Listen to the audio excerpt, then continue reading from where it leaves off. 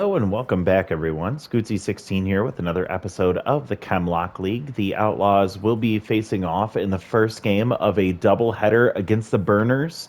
We will be heading to Big Sky Ballpark for this doubleheader, and it's going to be a tough matchup. We'll see Rince Shaw facing off against Jacob Leach, who has Tier 2 Rally Stopper and Tier 2 Clutch, has been pitching really well this year so far, and they're hoping that it continues. For us, we are looking to try and battle our way back into the playoff picture, as we have been struggling up and down for more downs than ups for this year so far. But we are sitting 1.5 games behind the Burners, and a doubleheader sweep would bring us all the way into first place.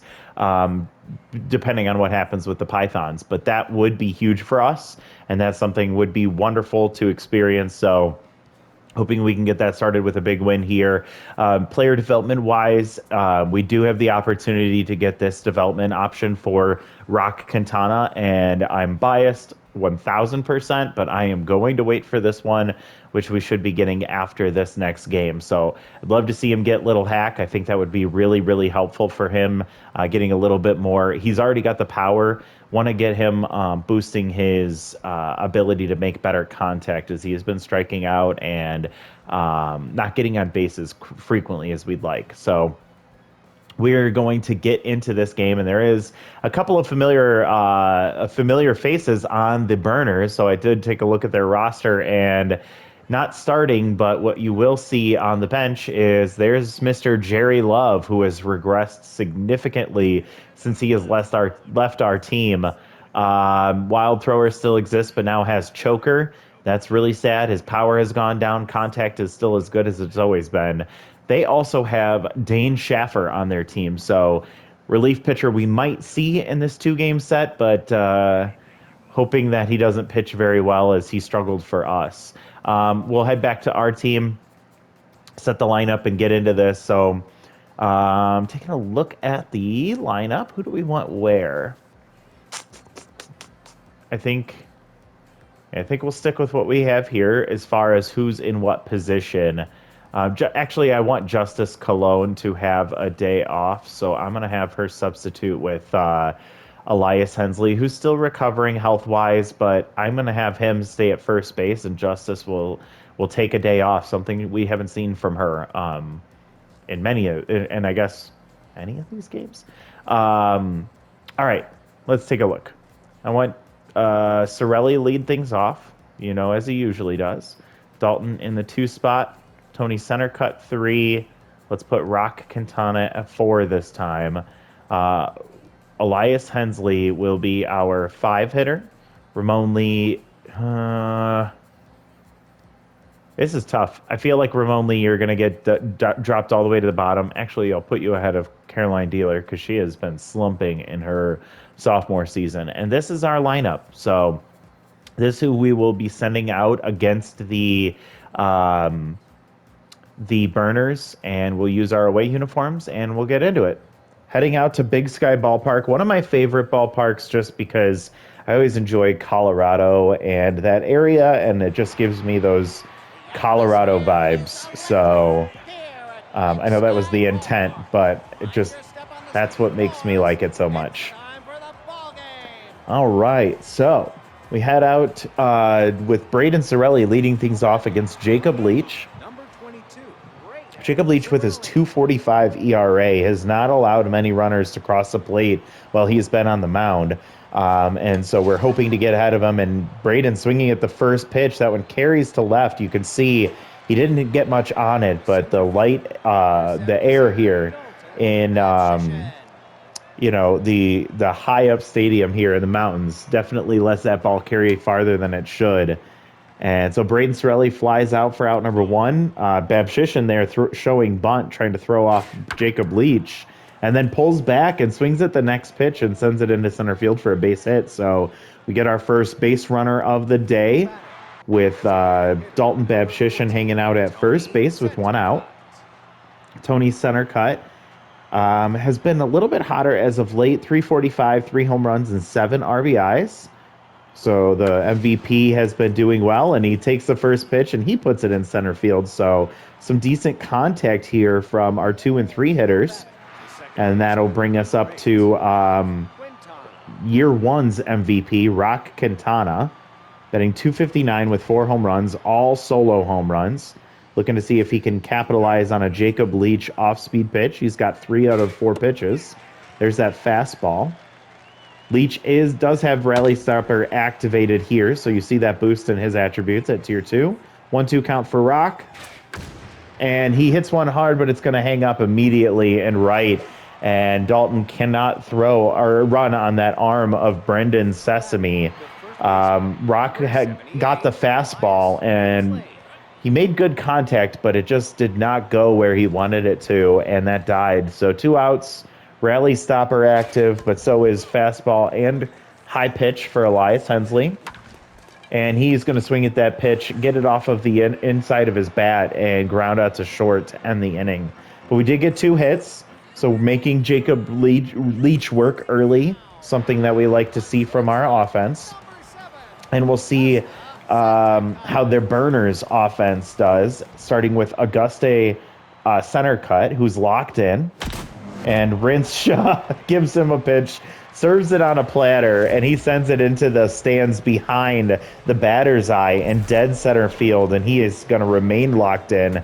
That was a no-doubt shot, and that ball was burning up on the way out of here. That's a solo home run to take the lead for the Burners, and I hope that was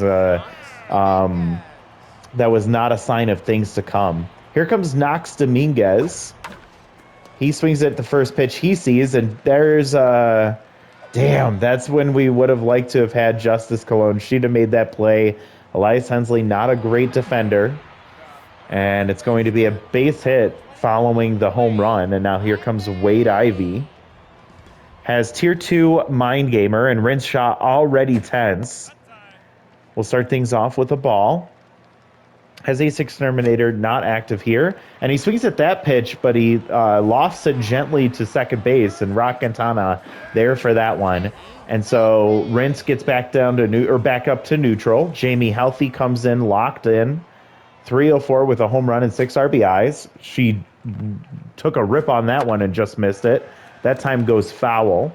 So 0-2 count here with 1 out and a runner on first. A nice ground ball double play would be wonderful right now for Rince.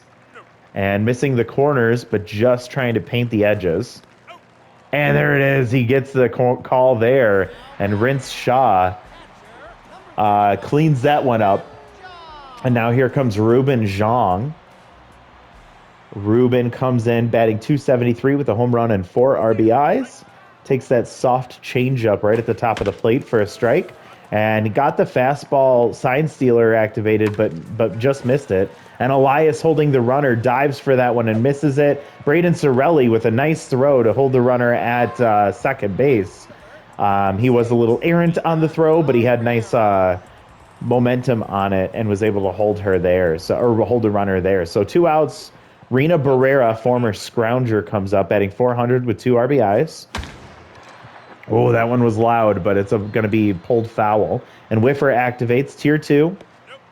1-2 count here with 2 outs, 2 on. Rena makes contact there and fouls it off.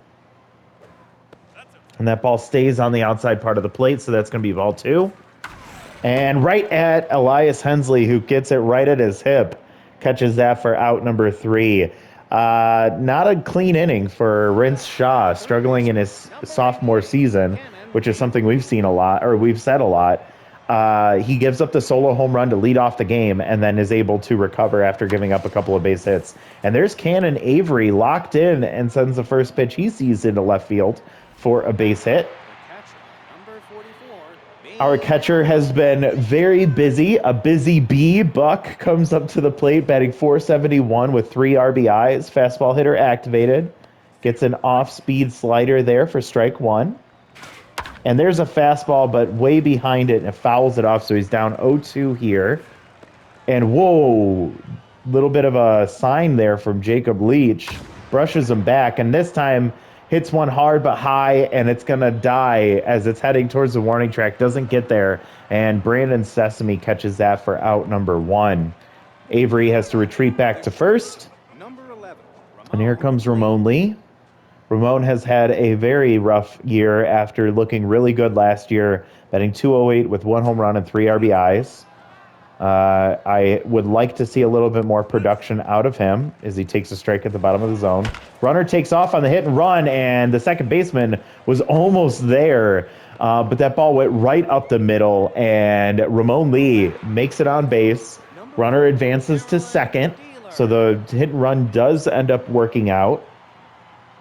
And we'll have 1 out. Rally stopper will activate for Jacob Leach. Caroline Dealer needs a fastball that she can drive. She's batting .083. No home runs, no RBIs. This is the time to break out of your slump. She gets a fastball, and as they were in double play depth, and the second baseman could not get to where that ball would normally be right at him.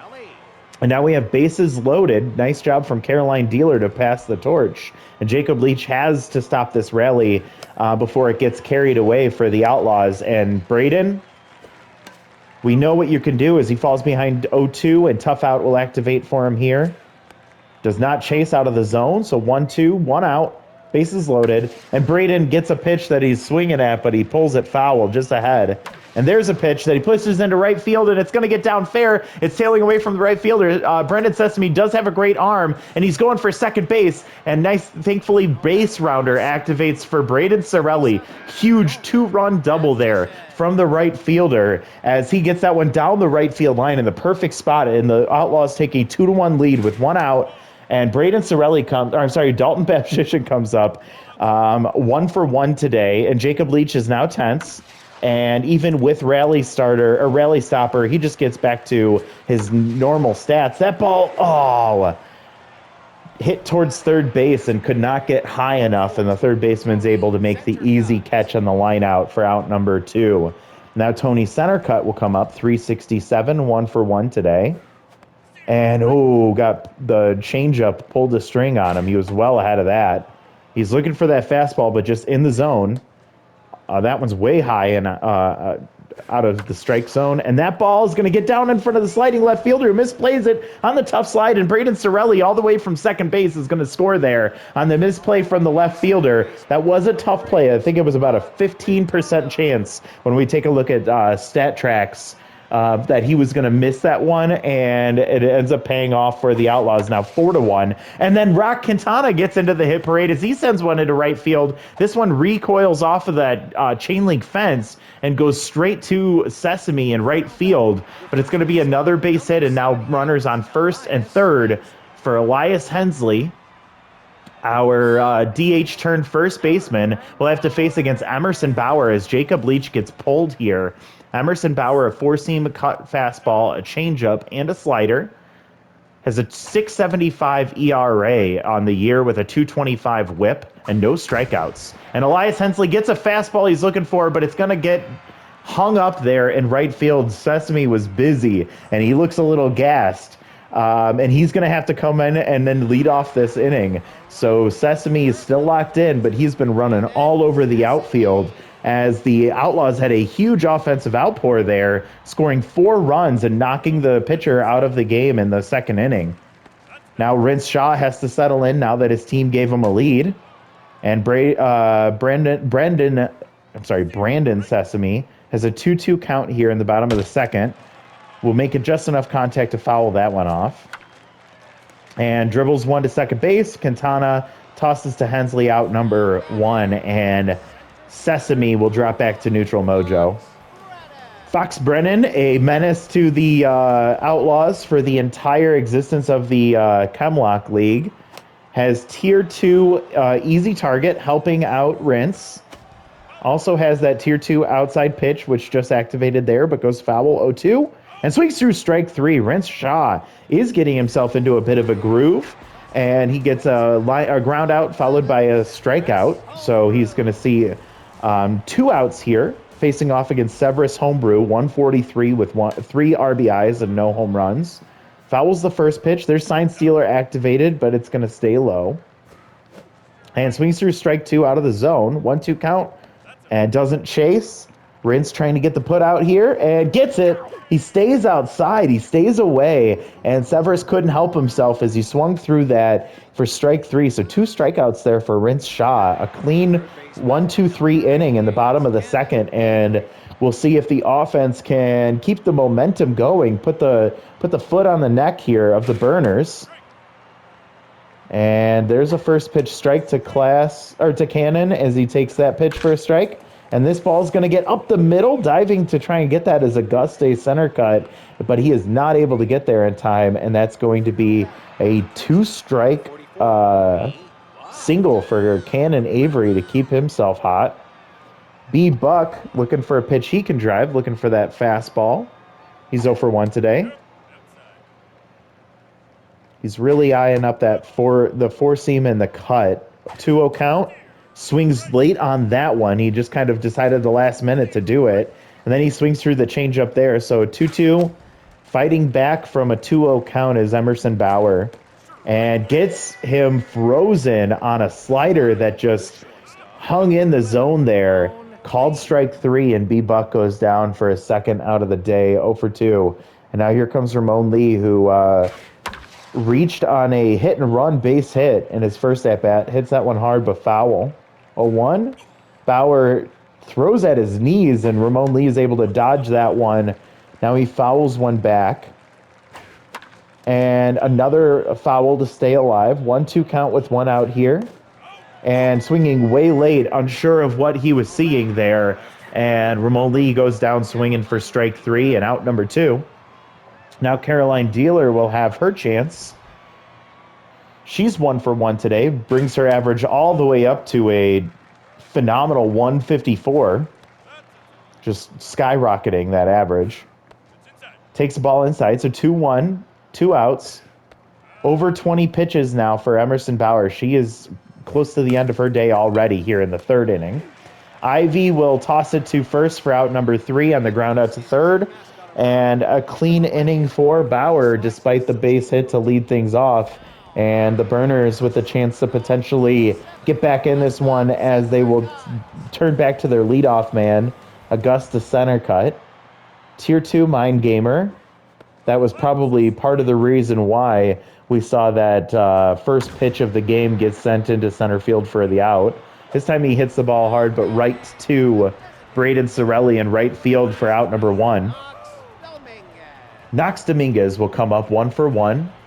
His average now sitting at 241. And that ball down the line, and Cannon Avery, oh my goodness, that was reminiscent of the Fernanda Branch days. As he was able to dive towards the line, get the ball as it just went over the third base bag, get up and use his strong arm, not his noodle arm, but his strong arm to get that throw over to first in time. So 2 outs, and that ball loud and foul. 1-1 count, and that ball will go right to Ramon Lee, over to first. 1-2-3 inning for Rince Shaw. Had a rocky first inning, but has settled down and has retired the last 7 batters in a row. Now back, the right fielder, number 22, Braden Sorelli. Braden Sorelli will come up 1 for 2 with a double and 2 RBIs. Huge 2-run double in the right field corner in his last at bat with the bases loaded. And with 2 outs, he was able to come up clutch for his team. 0-2 count here, so tough out activates. And he'll see a ball out of the zone. And, oh, that was the pitch. She sent a fastball right in the middle, and he swung late on it, and that one goes right past his bat for out number 1. And that's going to be it for Emerson. Bauer gets pulled. Beast Magana comes in. Under submarine pitcher here. So Dalton Babchishin's going to have to adjust his eye line here. Beast, the long reliever, gets a strikeout there. And he's going to be tasked with trying to save the rest of this pitching staff for today's game and tomorrow and the next game. Excuse me. Beast with a 4-seam, a 2-seam, and a changeup. Gets the 4-seam and sends it back to the second baseman, so Tony center cut was not able to come up with the fastball coming at him in that one. Jamie Healthy will lead things off for the Burners here in the bottom of the fourth inning. Okay, cool.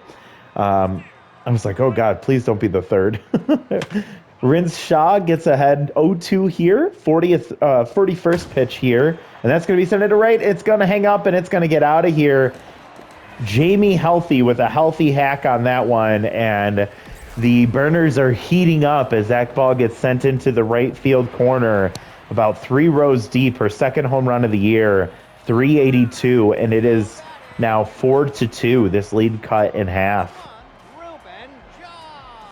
Ruben Zhang comes up 1 for 1. Rents has made 2 mistakes that have resulted in 2 solo home runs, and he's wishing he could have had those back for sure, and he just has to kind of have that quick memory loss, move on to the next one, and he's not going to do it here as Ruben Zhang, that ball, oh, Braden Sorelli with the robbery of a lifetime. Oh my gosh, I thought it was out of here off the bat, and as it was coming down, I was like, maybe he's got a chance of this. Climbs the wall, ascends like he has flight, like he was taking flight, and just pulls that one back in. The incredible right fielder, not known for his defense, made one of the best plays that you'll see this year. Oh my goodness. And here comes Rena Barrera. I'm still completely blown away. She is tense with tier 2 whiffer on a 2-2 count, and she'll bloop one into left field, and it looks like it's going to hang up for Caroline Dealer for out number 2. Oh my goodness, what a play. If you have the opportunity, I think YouTube has like a clip feature. That one was a great one to be able to save for later.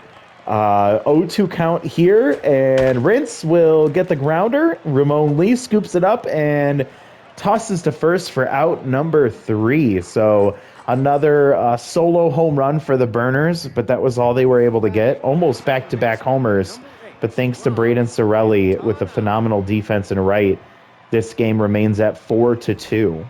Rock Quintana with a big single in his last at-bat. Look to see if he can put one in play. Well ahead of that changeup. 0-2 count and stays alive on that one. He pops foul. And there's a fastball going down the line and past the first baseman. It's going to get all the way into the corner, and Sesame able to get to that great arm there. So he's able to hold Rock to a single. 2 for 3 now with 2 singles is Rock Quintana today. Elias has hit the fastball very hard, but he keeps hitting them right at somebody. He is currently 0 for 2 today. Runner takes off on the hit and run, and Rock's going to have to retreat as this ball got popped straight up, and it's going to hang out by third base, and Wade Ivey catches that for out number 1. Cannon Avery locked in and 2 for 2 today, batting .438 since he joined the team about 2 or 3 games ago. Ball way out of the zone. I think that was not a pitch out, but just a wild throw. 1-1, 1 out, and Cannon shoots one right at center cut at shortstop, and they're able to easily turn 2 to end the inning. So a base hit to lead things off, but it ends up being washed away on the double play. And we will head to the bottom of the 5th. Score 4-2. Elias Hensley will get pulled by Saul Ferguson, now at first base, so we turn to defense for the rest of the way, especially after Elias just had that pop-up. And that ball will be sent into right, but it's going to hang up for Braden Sorelli for out number 1. Severus Homebrew has tier 2 clutch, so it's going to boost those traits a bit. Also has tier 2 Science Stealer, so we might see that activate. Rince still going strong. This is the 60th pitch, is a foul, and I think that this has got to be his last batter. 1-2 count here with 1 out, and gets him to strike out for the second time. Rince Shaw just has his number as he could not find where he's going to put the ball. Pull Rince. He does not need to face off against center cut. Oh, God, here we go. Mind Gamer activated. Ball in the dirt for ball 1. That ball is going to go. Oh, my goodness. over to third, and Cannon Avery gets the throw to first in time. A 1-2-3 inning for Rince Shaw. I'm sorry I doubted you, man, but that was a scary matchup there against a guy who already got the best of you in the first at-bat of the game. But we got through it, and so we head into the top of the sixth. Would be really nice to get some insurance here, starting with B. Buck, 0 for 2. Got rung up on a tough pitch the last time he faced off against Emerson Bauer. And this ball, he's staying alive, so 1-2 count. And Beast gives him a pitch that he's able to get to, and another misplay by Rena Barrera in left. I don't know why she slid to that one, as there was no chance she was going to get it, and it looks like StatTrack's 27% chance that she was going to misplay that, and she does. And so that's going to be a base hit for B. Buck to get things started. Ramon Lee struck out in his last at-bat as well. He's batting .231. This would be a nice time for a turnaround. And another hit and run, but this time another pop-up to third base, and it's going to cause B. Buck to retreat back to first. That's out number one. Ramon Lee will continue to struggle as he went 1 for 3 today so far. Caroline Dealer, 1 for 2. She gets a fastball she doesn't like, and another one here, but she fouls it back. So 0-2, quickly falling behind and takes the ball high. So good eye there. And gets rung up on a pitch that caught the corner. That was that. I think it's a slider he has, right? Not a changeup. Which one is it? It was a changeup. She saw the changeup and got rung up. Braden Sorelli now comes up after a big play defensively. This time he gets a charge into it, but it's not going to carry, as that ball did not get enough air underneath it, and Sesame was able to catch that to end the inning. So now they're down to their last 3 outs, down by 2. Rince Shaw is currently scheduled to come back out to the mound, but he's going to be pulled for Elder Santos. Elder has been having a bit of an up and down year so far. Oh my God, what a play from Cannon Avery. The dive towards the line, and he's able to snag that one out of the air. The defense for the Outlaws today has just been on another level. Now here comes Wade Ivey, does have Tier 2 Ace Exterminator, and he's going to ground one to second base. Rock Quintana will get that over to Saul Ferguson, covering first base for Elias Hensley. And now here comes Jamie Healthy. She's 1 for 2, locked in. She hit a home run in her last at-bat. Santos will try and see if he can pitch around her. She does not have great contact, but it is being boosted by that really max pressure locked-in mojo. It's a 2-2 count here with 2 outs. Jamie Healthy down to her last strike, and she stays alive with that one, fouls it back. And then fouls another one that was down and outside. She just makes contact off the end of the bat. And swings through strike 3. That's the ball game, folks. The Outlaws win it, and Big Sky Ballpark in a big game. All around, I think there was phenomenal pitching from Rince Shaw. We saw some great offensive clutch performances today. We also saw some incredible defense. This is one of my favorite defensive games that the Outlaws have played. The Outlaws scoring 4 runs all in that second inning, knocking Jacob Leach out of the game. 4 runs on 11 hits. The Burners, 2 runs on 4 hits. So for the Outlaws, we got 2 RBIs from Braden Sorelli on that huge double, his only hit of the game. We saw a 2 for 3 day from Tony Centercut and 2 RBIs for him. That's the result that we got. We also saw, a nice 2 for 3 day from Rock Quintana, and a 2 for 3 day with a run scored for Cannon Avery. He has come in to replace Glass Snyder, and has produced very well. We also got the development for him so that he could avoid losing, or he was able to lose that noodle arm trait, which was just so big for us. Elias Hensley, the only hitless player in our lineup. Saul Ferguson came in defensively for him and did not get an at-bat. But a great performance from the team up and down the lineup. For the Burners, the results are a home run from Centercut and a home run from Jamie Healthy, and that was it. Ruben Zhang got robbed of a third home run by Braden Sorelli. That was just so fun to watch. 4 total hits for the Burners offense. Rince Shaw, 5 innings, leads things off giving up a solo home run. He ends up going 5 innings, giving up 4 hits, 2 home runs, both solo shots, and 4 strikeouts. Elder Santos gets the save. He came in for his 1 inning of work and gets a strikeout to end the game. Jacob Leach struggled 1 2/3 innings, giving up 8 hits, 4 earned runs. Emerson Bauer, 1 2/3, giving up 1 hit and 3 strikeouts. She pitched pretty well in her time replacing Leach, but she is tired, so we might not see her, and if we do, not much of her in the next game. Beast Magana went a long time too. He went 2 2/3, giving up 2 hits and 2 strikeouts. So the bullpen got it done, but Jacob Leach gets the loss because he just couldn't get things together when he started giving up a few hits. Augusta Centercut gets the number 1 player. Tony Centercut number 2, Braden Sorelli number 3. So the Outlaws win one against the division leading Burners, and at the very worst will take the doubleheader split. Doing a quick little determination between these two. I'll boost Kellen Kirk just because maybe that'll help him feel a little bit better next time out. I'll give it to Lily Dubs. She has been more productive for us. And that's it for manager moments. Always like to sim ahead to the next game. And we are now in second place, a half a game behind the Burners. And a win here would bring us to positive run differential and would bring us to a 7-6 or 7-5 record, which will give us the lead in the division, which would be huge. This does bump us up into the wild card standings. We're now currently sitting at the 3 seed, which is typically where we find ourselves in these seasons. But a big win there. Next one's going to be their ace, Vincent Valdez, against our number 4 pitcher, Lily Dubs, who has been just... what else can you say about Lily Dubs? She has been nothing but a big dub since we got her. What happened since the game ended? Well, I'll tell you.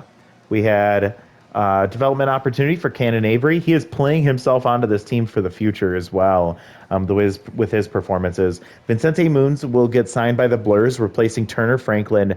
I am not interested in bringing him in, but I would consider it over Kellen Kirk, depending on that circumstance there. Tori Miranda gets dropped by the Below Zeros, replaced by Vincente Vainman. That's a weird name. All right, let's see. Reese Wishwash will be dropped, and Jeff Willis will be brought in by the Reapers. Tex Ware gets brought in by the Maulers, replacing Darren Patrick. Let's see. McKinley Canto comes in to replace Bitzer. Bitzer Hines is available. Holy moly. By the Dirt Dogs. And so I'll watch that one very closely. He might replace Kellen Kirk, who was brought in to be one of our better pitchers and did not do anything. Cardboard Wildly by the Maulers getting dropped, so they're starting to dump salary. Poppy Bassinet gets signed, and then Burpee Bond gets signed by the Sewer Sneaks to replace Drew Patel. Development for Ramon Lee, development for Alder Santos. Dirt Dogs also dropping a lot of salary as they will release Jedediah Anger. So let's take a look at these players, see what their their chemistry is.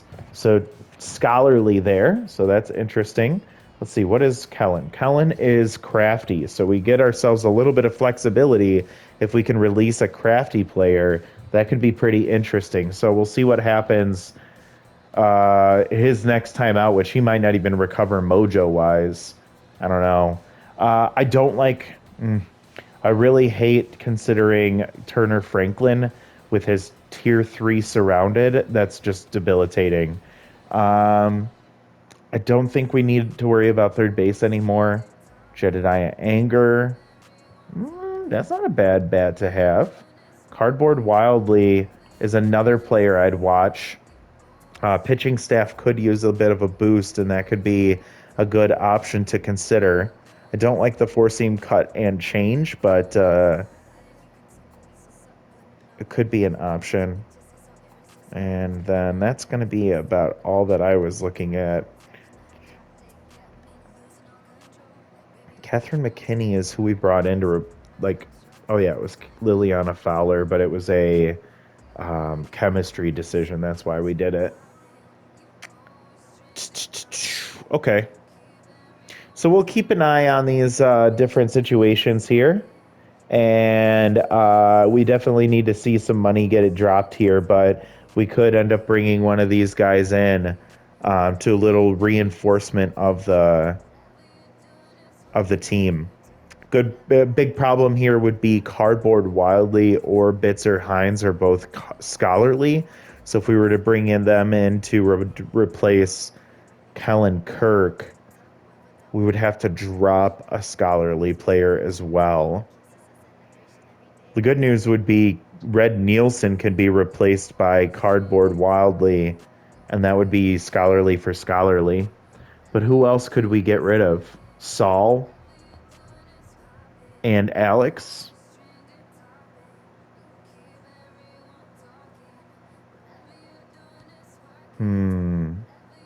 If we got rid of Saul, we could bring in Darren Patrick, but I don't know if we'd have enough money for all of that. Let's see. We could bring in Hazel Ruiz or Artichoke Taverna. I don't like either of those options. And then for Saul Ferguson, I'd like to have somebody that can play multiple infield positions. So that would have to be like Patrick Camacho, which doesn't look great. And that'd have to be a decision we make like ASAP. Ugh, that doesn't look good. BB Theodorus, not a good fielder. I don't know. I'm not making any changes just yet, anyways. So let's take a look at the player development.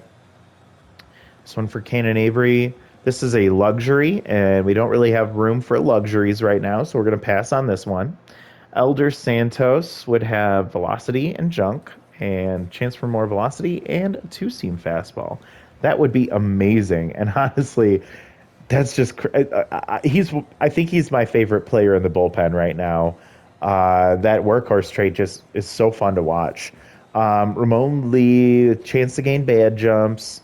He would get some pretty significant improvement with that speed, but bad jumps is pretty debilitating.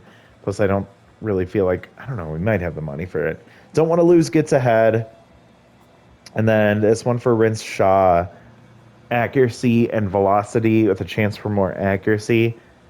He pitched so well. He might have played himself into earning this one. But I want to do this one for Rock for sure. So let's give him the power boost. Let's give him the speed boost. Let's give him the fielding boost. Can we give him some more power? Nope. More speed? Would love some more speed. Don't get that. Can we get Little Hack? We do. Rock Quintana. Little Hack acquired. Oh my goodness. So this makes him so much more intriguing with Little Hack when he is behind in the count, minus 20 or being minus 10 power, but plus 20 contact. So that puts him at 68 power and then 90 contact. And just to give you a perspective, Tony Centercut on our team has 86 contact and 65 power. So the pop in his bat, that Rock would still have more power than him, and his contact would go higher than his. So we're not losing much when Little Hack activates at all. And if he gets an off-speed hitter or an off-speed pitch when he has Little Hack active, like, that could look really good. This might change Rock back into an MVP candidate. So we'll see how that develops the rest of the way. I'm really excited about that. We do have 549 for development left. So we could consider one of these other options. We could hold some more for this one for Elder Santos. Or we could consider this one for Rince Shaw.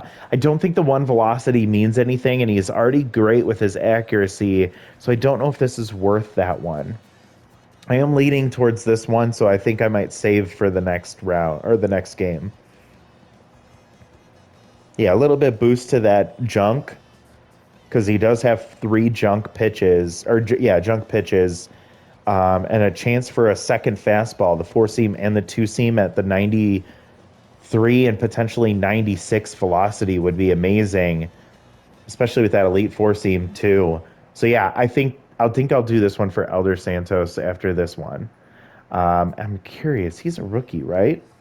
No, he played for the Bone Chills the last 2 years. Okay. All right. Cool. Cool. Cool. Cool. Cool. That's where we're gonna leave things off for this one. We have 5 games left. We have one more against the Burners, and we lost the first one earlier this year. We won this one this last time, and so if we can win this one, we will take the series against the Burners. But at the doubleheader itself, like it would just be really, really nice to get a win here. Then we head home to face off against the Maulers, followed by a doubleheader against the Pythons, and then we finish things off with the Marauders. Looking at the standings, the Marauders are currently last in the division. The Maulers are not far behind them. The Pythons are sitting right on our tails. So there's a snake in our boots. And that's where that doubleheader against the Pythons, man, they really set our schedule up to be really tough this year. So we have, we're kind of at the point where everything is in our hands, but we really have to keep the momentum going from where we are. We need to have a big pitching day from Lily Dubs next time out and see if we can attack Vincent Valdez on the mound. So we'll see what happens. We'll get Justice Cologne back. She is no longer tense, and we'll see what ends up happening. But thank you so much for watching. We'll talk to y'all next time. Bye, everyone.